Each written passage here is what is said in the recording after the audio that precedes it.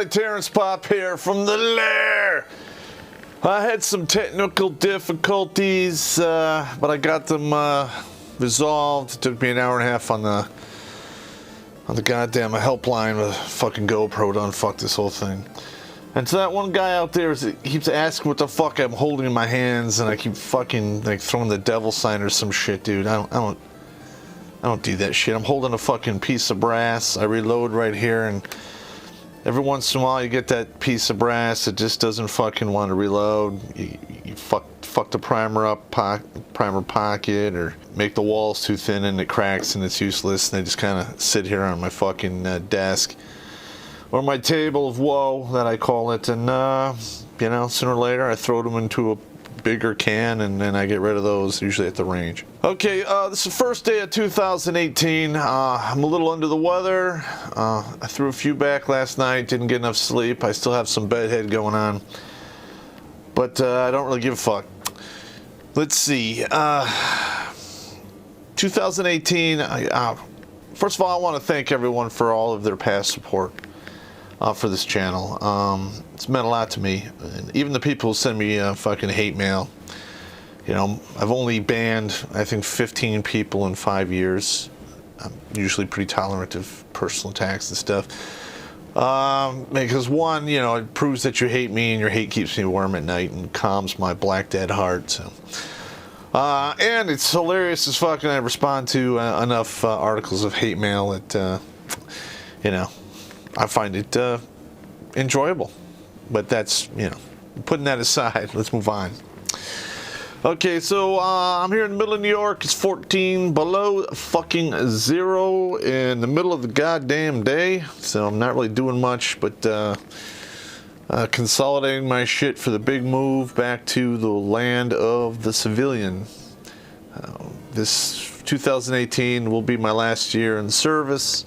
Unfortunately, I kind of wanted to take it to 38, but the gods that, you know, they deemed otherwise, they're cutting me short at 32. Probably if I go past April, I'll be into my 33rd year.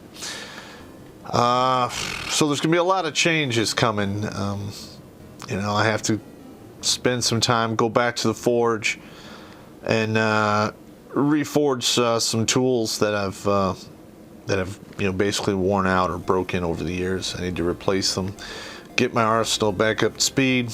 But we're going to be changing the show around. We're going to probably be able to, well, I myself, I'm going to focus more time into this and move into different forms of comedy to include stand-up comedy. I'm always on the lookout for good show ideas, any responses to articles, so any of that stuff you send me is greatly appreciated. I have one fan out there, Marky Mark, sends me, I don't know, between 10 and 35 articles a week. Keep that up. That's fucking awesome. I appreciate it. You know, my sister is kind of upset with me over this channel, and some other people that you know, are upset about this channel. Ironically, most of them female. Go figure. But I'm not going to apologize for anything that I have said, or in the way that I do say it, because quite frankly, I don't give a fuck. I'm triggered. But what I do apologize for, everyone, is the timing in which it was spoken, and you're going to have to excuse me, but I had to take the long way around. So it is what it is. And sometimes those guys who take the long way around, when they finally show up at the fight, they got better tactics and better tools than most of the people in the fray. But that's just an opinion, so here we go. Listen, all you guys out there, if you think you're in a rut, or if you're not happy with your life or dissatisfied with something, keep this in the back of your mind. And I talk about this in my book, The Soldier's Soul and the Warrior's Way. Is everyone out there, you build your own goddamn walls, okay? I mean, you build the box which becomes your fucking prison.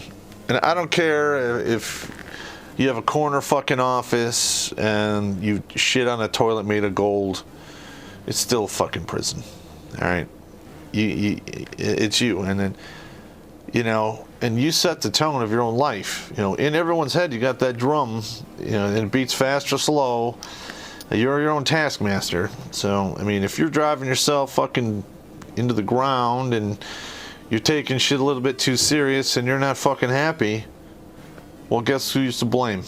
Nobody. Don't point your finger at other people. You know, unless you've been physically taken into slavery and they're forcing you to do this shit at pain of death or some shit like that. Dude, it's all you. All right. And then I run into a lot of guys. I give them advice, and that when I'm done giving them advice, they say, "Well, I can't do that." And I say, "Okay, wait a minute. If I say, hey, you get up right now, and I want you to go run a 6-minute 1 mile," and they say, "Well, I can't because I have only one leg." Well, okay, you have a valid argument there. I mean, that's a legitimate can't. You know, you can get a prosthetic leg or get a crutch, but we'll just go with that. But say you have 2 legs and you're just fat and out of shape or lazy or whatever the fuck it is.